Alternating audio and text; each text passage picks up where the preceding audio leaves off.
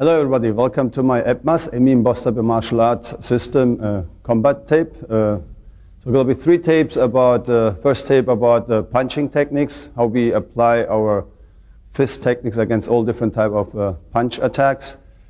Tape 2 is mainly about kicks and multiple attackers and combinations like Thai box, kickbox kicks, how we defend ourselves.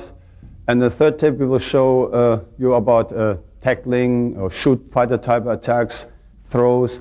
And also in each tape we will show you Eskrima, Latosa weapon system, and empty hands against weapon, weapons against weapon, and then transition to real like swords, gladiator swords, things like that. About my personal bit, I'm training in the martial arts since 1976.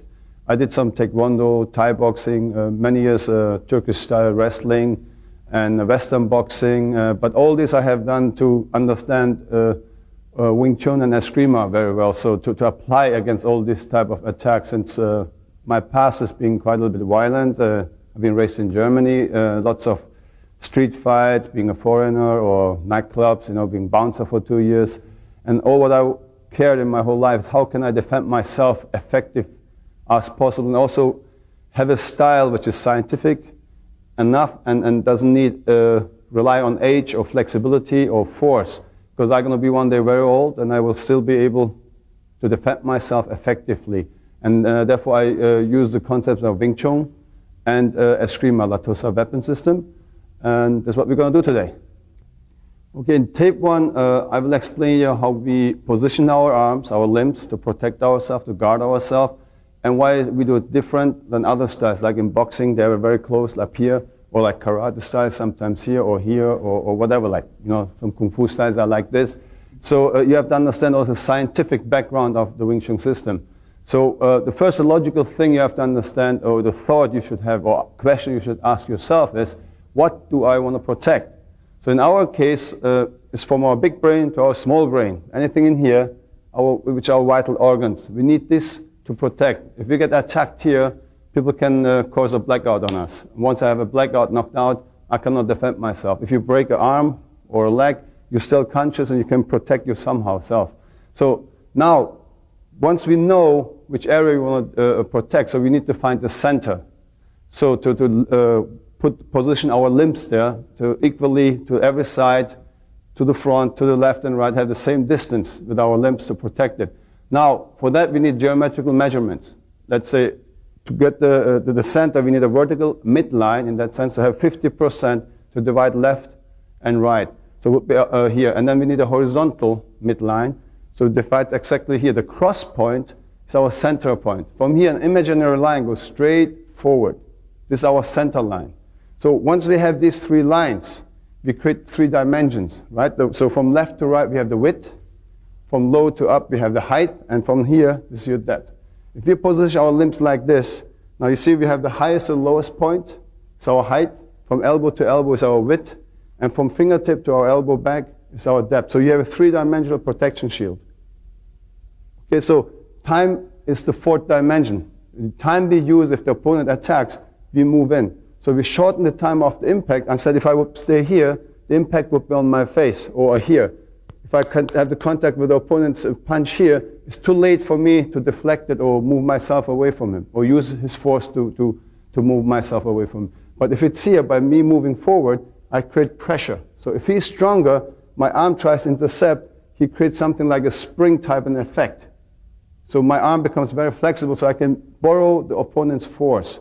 So therefore time really makes me to get the impact much up here. So the sense of touch of my arms has time enough.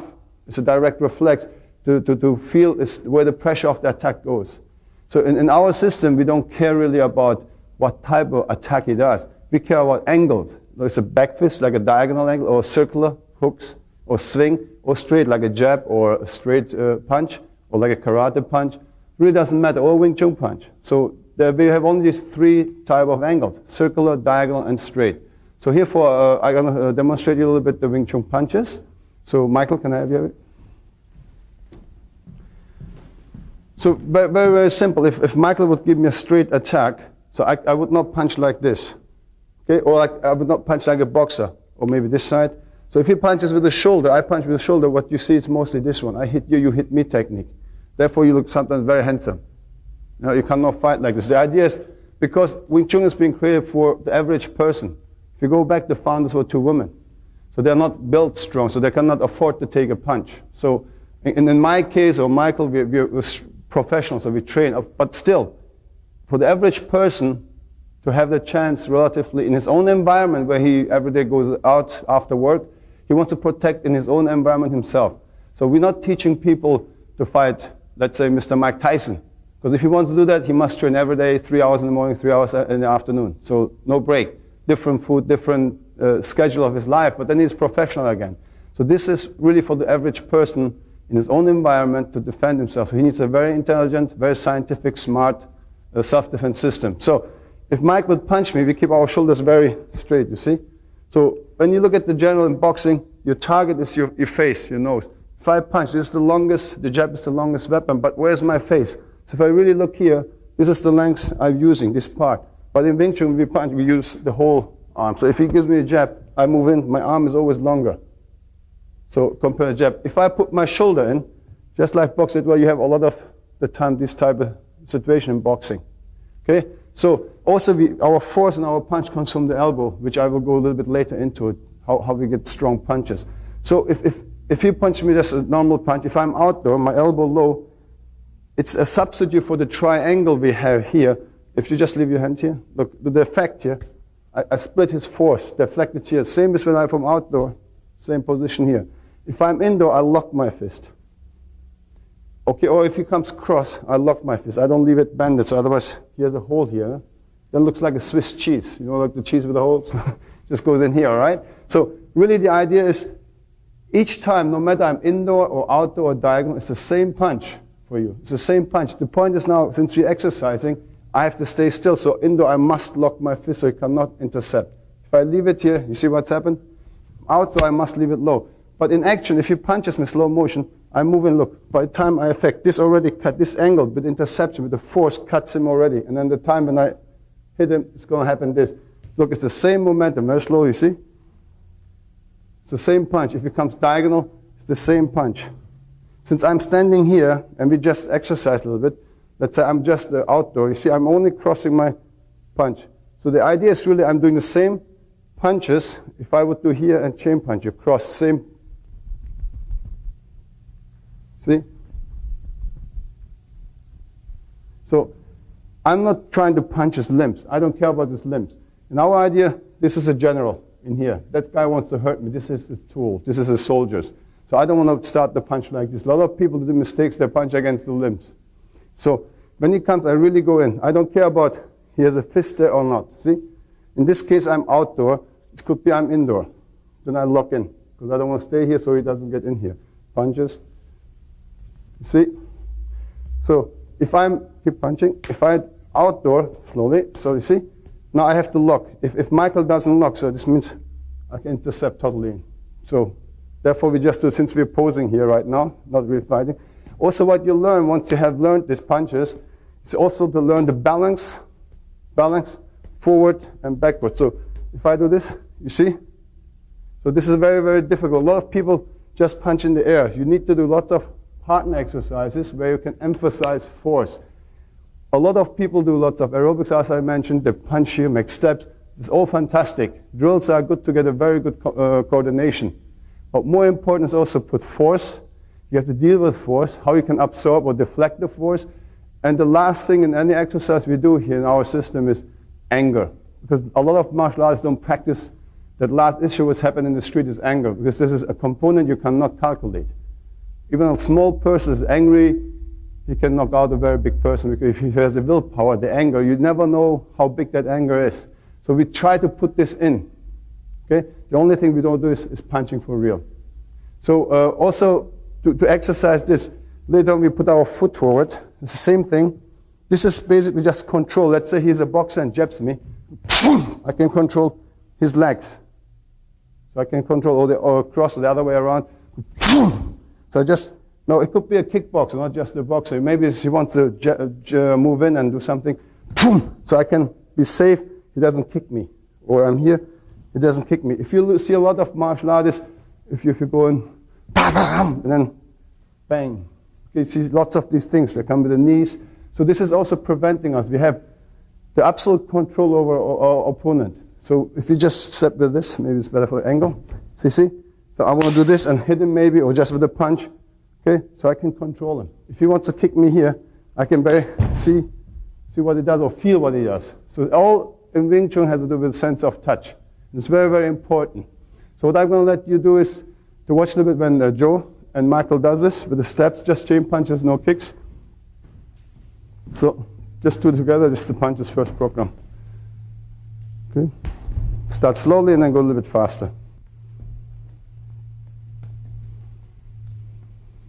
So here you can see if he doesn't lock his elbow inside, so Michael rushes in. We just practice normally. Try your best. Okay. And if the force is too strong for Joe, he can switch around with his legs, just chest angle. So you start to get flexible. So your balance to the left, to the side, to the front is stabilizing here. Okay, stay more in the middle. Yes. Another thing is, after this, you see how much he has to deal with the balance, going left, right. Okay? And the most important thing is you don't try to get here in the problem that to hit the guy's limbs. Always hit this computer, always hit his head. Okay, thank you. So another thing is force. Also, when we just do this, and let's say Michael is indoor, and he tries to really lock his elbow. So I use my elbow force. I'm very, very relaxed. If I punch, this is very soft here. It's all our force comes here. My fist is very soft. It's like a little bird here. You don't want to squeeze to death or don't let it go. Just keep it very relaxed. Also, when I punch, it's all is here. It's not. We don't punch with the fist. Like in boxing, they punch with the fist. We punch with the elbow. If I leave it here and then push my elbow in, you see, that's the force comes from here. So we use 3 joints: our wrist, elbow, our shoulder. If you look at my shoulder, it's pulling even back. See? So it's not like this. So this would be a push. So by pulling my shoulder back, my joints are not grown together, the bones. They're like holded by tendons and muscle, very flexible. So look at how long my fist goes back and forth. So even I don't touch, and I'm not going to open my fingers. So I'm that far away from Mike. I will hit with the whole surface, the lower 3 bones, the whole fist. So I will still touch him. So, okay, if I'm that far away, this will be enough to break his nose. So this is just from the elbow, because it's stretching. Now we also use our spine. When we punch 3 times, we call this arrow punches. At the 3 punch, my spine goes up. If I keep my fist totally locked, without bending it, I'm just punching from my spine. Just this one. So you have to understand, when you step in, boom, this is in. So it's very explosive, very powerful. The biggest power source next to your elbow is your footwork. Because if a smaller person create a whole punch power by using, let's say somebody's 140 pounds and the opponent is 200. So they realistically have given him the chance to knock somebody out. It's basically using your body weight to move in. If you look at in boxing, whatever, we dance, the moment I stay and punch, my weight is still. So it's about 40 to 60% of the rotation where my body weight is behind the punch. If you look at karate, they do it with the hips. Very traditional, of course. But the modern karate is basically boxing. You know, kickboxing is American boxing. It's traditional karate mixed with let's say, Western boxing. It's kickboxing, but they don't do punch anymore like this. So they punch like boxing. But still, if you use your hip, it's maybe 20% of your body weight behind. So in Wing Chun, if you look where just Mike stands, look at my rear fit. So look where he says it's really 100% body weight, exactly where he used to stay. So it's 100%. This gives a smaller person, a woman, or nowadays, look, the profession of us changed. A lot of people are sitting in offices, more like a service type of jobs. The computer, they don't have the exercise like we used to have. Old days, people work in factories and, you know, like really construction. More and more people sit at homes and offices. So the physical thing changes, and people don't have the time, maybe 2 times a week, for 1.5 hours, 2 hours to exercise. because they have family, that they have other hobbies, whatsoever. Traffic to get from home to your job takes you about 12 hours, 10 hours. If you work 8 hours, 1 hour lunch break, you need 1 hour ride. In LA, you need 2 hours ride with traffic. So you have to understand the whole thing. So people have maybe maximum 3 times a week, mostly twice, because they have other things. They have girlfriends or whatever, girls have boyfriends, whatever. So we have to think all these things. And this person wants to defend himself or herself. So very, very important to have a realistic time frame, a realistic system, scientific, enough to make the physical abilities to use it to defend himself. So when I do the same thing, just I'm going to be very easy. So when I step in here, or even halfway, it's enough power, boom, to make him go down. But if you do it explosive with 3 punches, okay, it's very, very difficult. Also to deflect punches, we don't use blocks at all. Let's say even if Michael would block me, so if I do a single punch, maybe, okay, in very traditional karate is as an example. So it is okay. But again, here is prearranged. The sensei tells the student, give me number 1, I give you number 2. Mathematically, he would do number 3. The sensei would lose, but I cannot have it. Okay, I'm the sensei, I have the black belt guy. So I cannot lose the fight, right? See, there's the 1, I do 2, and I stop, hey, and then I win. Very traditional, I understand. Don't misunderstand, I don't want to put any other styles down. It's the idea to understand science, mathematics, to understand leverage, force, relation of force. All these things are very important. I respect all the other styles. But again, I'm concerned about my safety. I don't want to practice anything which brings me or my students in danger. Let's say I explain you 3 dimension. Look, this is 1-dimensional. See, just to left to the right, or up to the down, or down to up. So this means I open myself up, please punch my face technique. So I consciously cannot teach this to my student. You must understand this. This could be any style, you can put a name. I really don't care. You can, what I teach, put Emin Boztepe in front or call it whatever you want. Important is, for me, it's very important that my student get the best so they can defend themselves, okay? So, and also we don't teach this for tournaments. Okay, this is really for protection. So let's say if Mike would give me any type of an attack, we would not stay here and pose. So the person, a smaller person doesn't have the time, like we box and you jab me, I take that punch, I jab him, he takes that punch. How many punches you can take? If you're a professional boxer, you train to take punches. That's why, again, right, you look like this. So in Wing Chun we don't. That's why our head is very far back. So we want him to come and step for me. Also strategy or tactics about distances, very, very important. So of course, I'm not going to stay here and let him hit me. Okay? I'm here. If he's far away, I can even afford to this. He cannot attack me. So I want him to make the step for me. For Michael to attack me, he needs to step in. So his first step is a preparation, maybe for his jab or right, whatever. So if he steps first, my step is straight and attack. So he makes a step for me to intercept. I just say, thank you very much. Now, after that, let's imagine I'm smaller. So I must have much more technique and much better punches to overcome him. So if he comes in, so I have no other choice than to give machine gun punches, okay? Or chain punches, we call it. So just go in, because it's only 1 round. Okay? So what I'm going to do is, we'll be right back with you, and I'll show you some combinations, signal against uppercuts, hooks, all this type of, or long fist kung fu, you know, like this type of things, and then we do combinations. And then we do a little bit more free, so you see how Wing Chun is applied to them. Okay, I show you just a few examples how you can train coordination, cardio, combination, speed, power. But this is few. We do this on a double end ball, so your muscles adjust. You know, a lot of muscle memory is very, very important in fighting. So all coordinations. So here we just show you some stuff which gives you really cardio, gives you speed, gives you power, flexibility, and maneuvering your punches, you know, like when enemy doesn't or opponent doesn't stay still, he moves very fast.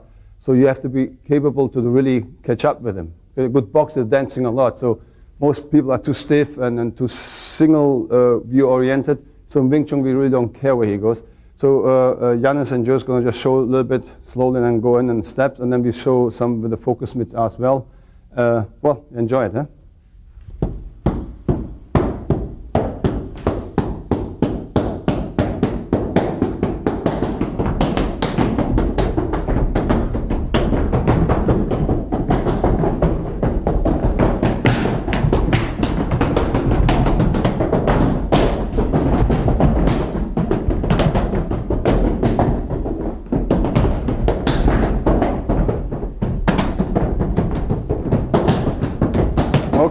Thank you very much.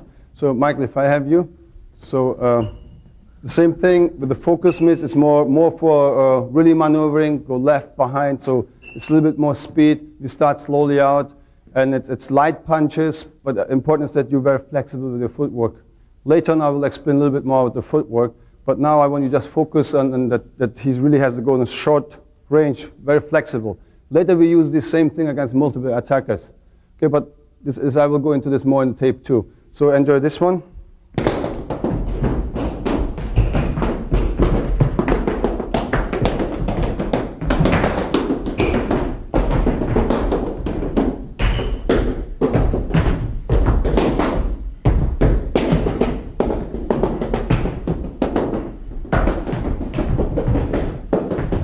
Okay, thank you very much. So, as you can see how dangerous he might be with his hands, we also use, of course, our legs, if it's a boxer or whatever, what type, Michael, type of an opponent you have. So, this is always your advantage again. So, if he tries to punch me, I can kick him first, slow motion maybe, move in, or same thing again. See, go all the way through. It's very dangerous. I don't want to be too explosive here. He comes. You can stop him here, or whatever combination. You just went right in there and attack him. So all these I will show in tape 2 a little bit more intensively. So I mentioned something to you about sense of touch. So we have this special method which calls Chizao. Well, people say here it's sticky hands or whatever, like it's pressure. It's all about pressure. What's happened here is really, just imagine one riverbed and two rivers coming and colliding. So the one river, the stronger with the stronger pressure, doesn't immediately take the other one with him. What's happened really physically is when they collide, it's like a fountain, and then the stronger will overlap. But still, the weaker one tries from underneath, much as he can, to push pressure. Doesn't immediately follow, right? So what's happening is here too. You see, if he punches, I punch, I not immediately give in. I still try to go in and intercept. Even he becomes stronger. You see what's happening is he's deforming my arm. It's all physics, all action of force. So if he moves in, he moves, then he rotates me, see? But my pressure still wants to go if he drops his fist. So if he does a little bit more fast, boom, so it continues. Okay, so it's all really physics again. The whole system is scientific. Everything I explain must be mathematically, scientifically explainable to you. Otherwise, it's not real Wing Chun. Right? There are lots of different Wing Chun styles. Let's say if he gives me a punch, some people have a solution. Look, 1, 2, 3, 4. This is, you can say it's Wing Chun because the techniques look like. Okay, and also technique is not important for us. It's more the concept, how I apply my limbs to this situation. So a lot of people have techniques. Let's say you see very traditional other style. They have a knife. Just get a knife, please, quick. I'll show you something and you understand a little bit better what I'm talking about. So people show you techniques, but technique, you should not rely too much on technique itself because technique could cost you life, right?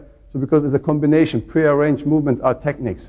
So if Michael attacks me, let's say very traditional people like in Jiu-Jitsu show you something like this, bang, and then they go here, and he taps out. Well, the problem is if he does the same thing, maybe the student does this one. So it's, you know, the technique doesn't work. Same again with a punch. If he punches, I do this, 1, 2, 3. This is terrible Wing Chun. But if he punches me, maybe I do this and he punches me second, maybe it looks like this, 1 against 1. It's better Wing Chun. But the best Wing Chun is, let's say he gives me a paksa, we call, and punches. If I have really nice paksa, right? Look, in that moment I have one hand against 2 and punch him. This is the best Wing Chun you can have. So if one hand can control 2 of your opponents. So very, very important. Or the same thing as people grab your wrist with both hands. And you see like in Taekwondo something, Hapkido, they raise their legs over, or people do this. They took your hands for one hand. So you see, very simple. If somebody grabs you, you don't care. This is what you do. I want you to understand the simplicity of Wing Chun. It's very direct. We don't really care. Or if he really holds me again with 2 hands, this means I actually, with one hand, I have defended already both his hands. So I just have one free. It's playing chess, right? You're always a step ahead. So I want you to understand what I mean by having one technique, another technique. Okay, it's combination. And lots of, like Jeet Kune Do, is all combinations play. They use the word concept a lot. But what does concept really mean? It's all science. You have to go with the science. So Wing Chun is created. Anything after this is just a method. Methods may work, may not, but a system always works. There are internal, external systems. Look, when we do Chi-Sao, it's quite internal. It's all Chi-Sao movements. But I can use the same movements against external attacks. So when somebody comes in my school, they don't want to fight against chain punches. They don't want to fight against Wing Chun type attacks. They're afraid of against swings, headlocks, pulls, eye gouges, kicks. Very simple things people can do without martial arts. Hey, look, you're in a bar, you're drinking your beer, and somebody goes, hey, what is wrong? Boom, he gives you a headlock. He doesn't need any martial arts for that. This is what you do in school. Or say, oh yeah, you're talking to me, pang. Gives you a straight kick. Any old man, anybody can do that. So what I'm saying is this is the most fear people have. Right? Or just grab your hair. So, or grab your shirt. Things people don't need to train. And this is basically every human being out there could be an opponent. Could be extra dangerous to you, grab you with anything without any prior training before. So this is what people come for. So we apply this. If he gets me in a headlock, boom, I know how to do and defend it. Same concept. If he gives me a swing, boom, it's the same technique. But if a swing becomes a headlock and pushes, so I go behind. So what? So you see, the exercise we do is the same, no matter holding or punching, grappling or kicking. The roundhouse kick or a hook, like look at the swing, punch. Look, pang, pang, pang, pang. So he's giving me a roundhouse kick. Why should I change my concept? Why should I change my concept? So all this mixed fighting stuff, it's good, keeps you fit. But the point is, each time you have to change your concept of the approach. So if it's a kicker, I have to stay like this, or if it's a puncher, it's like this. If it's a grappler, I have to do this. A real fight is split seconds. So fast, you don't have time to change your concept. So you need a concept which goes all the way through. So that's why it becomes a system. Against your own or with your own style to support you, become better. And then mainly, the first thing should be always provide you defend you getting external things, the everyday attacks out in the street. And once you master that, then you will learn the art itself. Then you can go and do it against or with your art, not against your art. So, and one of these methods we call Chi-Sao, as I mentioned, it's implanting reflexes. And the physics I explained you with the riverbed, the pressure. So all what's happened, so we have constant pressure here. Of course, in the beginning, the student learns how to position. And here, again, I apply the center line theory. Our center line theory with this one, the 3 dimensions. If you really look, our circle goes this way and this way. Tai Chi stuff, they have wonderful stuff too. They have, but they go like horizontal. So you have this part open. So Wing Chun goes vertical. Since I'm here, from here to every direction, from this center, it's the same distance. And then with the depth, I have this circle. So, and this is what I apply here. If you look at, depth, and I have the horizontal. So this really covers my trunk. So, and it's all about sensitivity. So this is not visual. It's a direct contact, a direct reflex. You mean your nerve system reacts immediately here. Doesn't it go, when it punches through my eyes, I think you make about 16 decisions. And you ask, your right brain is responsive to your left side, vice versa, with the other side. So you have to recognize the punch. Even he lifts a fist. Now you have to see, oh, is this a straight punch? Could be a swing, could be an uppercut, could be a diagonal. So for me, I can go boom, I can go straight, or maybe I can go low. So the decision is split second. So that's why visually you have very, very difficulties to defend that. So therefore our limbs are very up here. If I stay here or here, look, hey, let's say I want to hide in a nightclub or a restaurant. I don't want to look aggressive. Look, the guy pushed me maybe. Say, hey, come on, leave me alone, man. I want to look passive. I want that the people, witnesses, also see, look, hey, this guy's not aggressive. He shows, I don't want to fight. But if the guy comes, I can do everything I want. If he moves in, pushes over somewhere, you see, I can do whatever I want. So the same thing you learn here. So really, it's all about defending yourself on the street according to laws. We live in a civilized world. So we cannot just go and chain punch people like as you saw earlier. I just cannot go and beat somebody to death. That's not what we're teaching. We teach you also to control your anger too. Because this is, again, most thing. Anger is something, if this comes out, my God, take your legs in your hand and run. Okay? So you don't want to just be a monster and fighting people. You want to also learn to control. And again, here, It's all about sense of touch. Here we implant the person, let's say he learns against the pressure. Remember the riverbed I explained here? He pushes, I push. So this is the first. As long as I don't step, if it's open here, it moves in. As long as I don't intercept, and I move in, he doesn't need to turn. If I'm very strong, I can maybe turn him, you see? And then he can lock me down, guide it, and attack me. Of course, I can get out here. I do things. See, once he learns a bunch of movements on sections, then we mix them like a puzzle. So he doesn't know anymore which technique is going to come. So basically, he really relies, once we have formed his body, that he understands to be flexible. You see, just exercise like this, huh? Or exercise like this, you see? Now he's really taking my force, he's borrowing my force. Now I borrow his force, you see? To be rotated. But actually what my limbs really want to do is attack him all the time. So a lot of Wing Chun people use the word passive. It's totally wrong. Look, passive is this. Michael, do this. Don't move. Now he's passive. I just punch him. This would be, we're not passive. We're absolutely active. But our defense movement are unconsciously because we implanted a reflex from moving 1 million times over and over under different pressure. Hard, soft, speed. We put everything on this. Okay, let's say Mike can give me very slowly in the beginning so I understand the movement.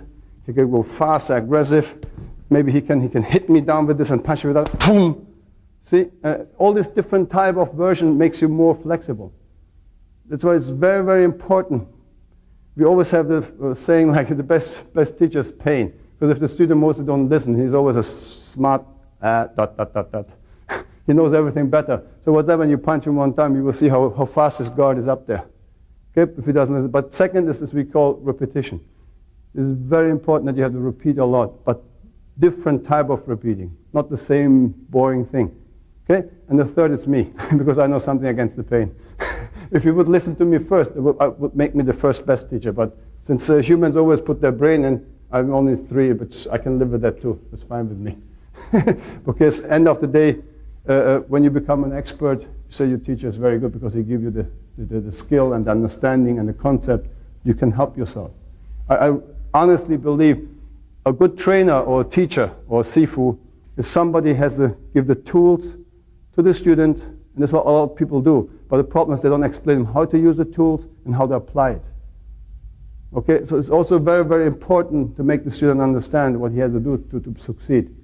Okay, this is a wrong ego of some teachers, and I'm not that type. I want my students all be in good shape because they're my living on 2 legs business cards. If they behave well, if they train and they move well, it's the best advertising I can have. Therefore, I care really honestly about my students that they become very good. And then share all this stuff. There is no such a thing as secret. The only secret is for you if you're lazy, because everything is a known secret to you. I can show you, but you're lazy, you will never get it. So it's a known secret for you, okay? So please train, okay? So now let's say here, Michael, we do a little bit cheese out. We start slowly, and then he can try the attack, whatever.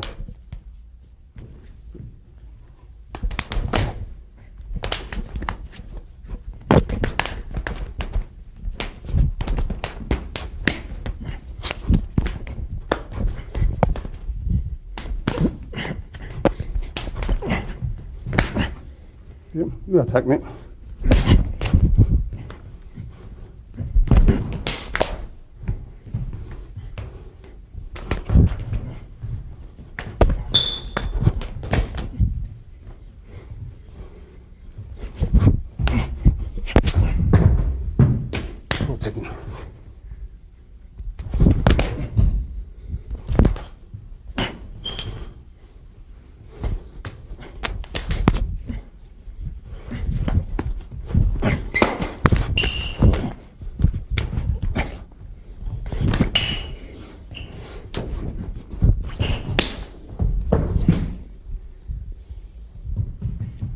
So when you do this later, I don't even need to look. I can.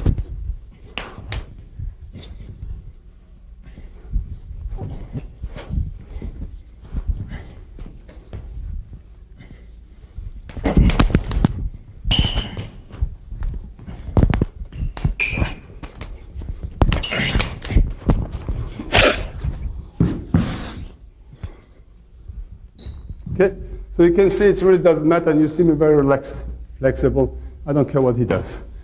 This is what you want to achieve. But again, it looks easy, it's very difficult. Because exercise, exercise, exercise. Okay?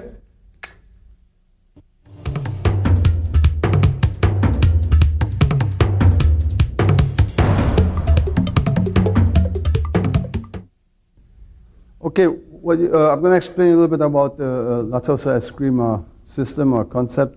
So it's pretty much similar to what you heard in these tapes about Wing Chun, because it's all about physics here, okay? And again, balance. And also what we have in the center line theory in Wing Chun, we have it called box theory in Eskrima. It's like basically also we're covering that trunk here. So it's like a box. But from here, so what I do is I offline and use this box as my target for defensive and offensive, but generally all the time offensive. If I have, Joe, if I have you here a little bit. So if you both are here in a fighting position, pre-fighting, we're both looking at the same frame. So if he would attack me, move in, I would just step out. So he's always in my frame, but I'm out of his frame. So just the same thing with the punch. If he would punch me in Wing Chun, so I would just basically see, my center line is here, but I'm off of his force line. It's the same idea. But this is empty hand, so we can go on a straight line. Here you have weapon. Mostly weapon come from outside to the inside. Of course, you have stabs and stuff like this. So in general, we have very simple, basic strikes compared to many other Filipino styles of weapon. Grandmaster Rene likes to use the word weapon system because it's transition to other weapons. It could be medieval, from Filipino to any type of weapon. So since his concepts of applying his art is basically use everything possible as a weapon to defend yourself. Okay, we have simple from the center of your head to your shoulder. That angle would be a number 1 strike. So just for training purposes. Same side, the other is a number 2 strike. The angle like this, number 1. Anything here. Lots of other Filipinos, they go like, they have 24 strikes or whatever. It's like 1, 2, 3, 4, 5, 6. You go like this. Of course, we don't care. Anything in that angle would be a number 1. The other side is number 2. From shoulder down to your hips is a number 3. And from shoulder to the other side is a number 4.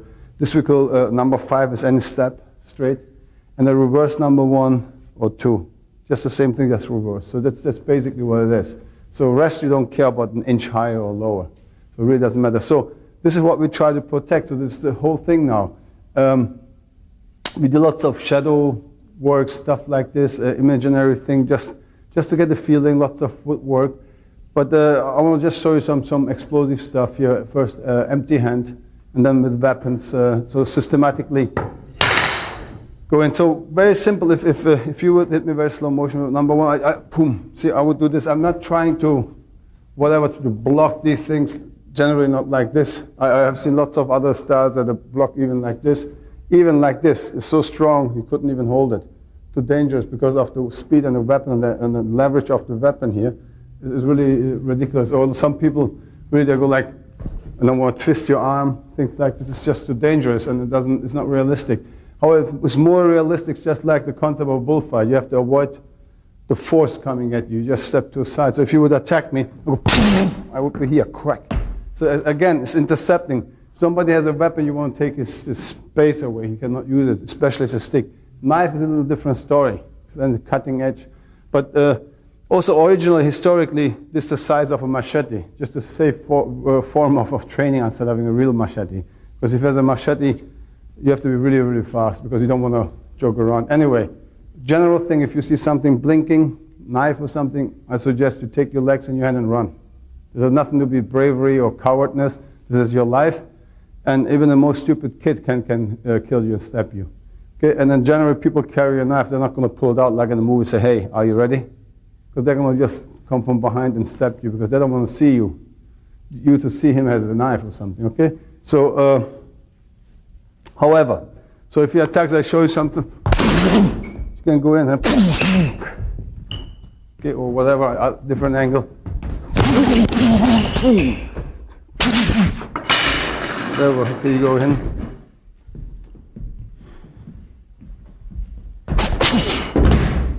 Go straight in, whatever. So it depends on whatever. So you have to understand all one thing. Even the attacker doesn't know what you as a defender going to do on him. So it's always both ways. Even you're afraid, you know he's very good or whatever. He has a weapon, he's scary. situations you're nervous, the situation is scary, but still even the attacker doesn't know what you're going to do. He doesn't know anything about you either, okay?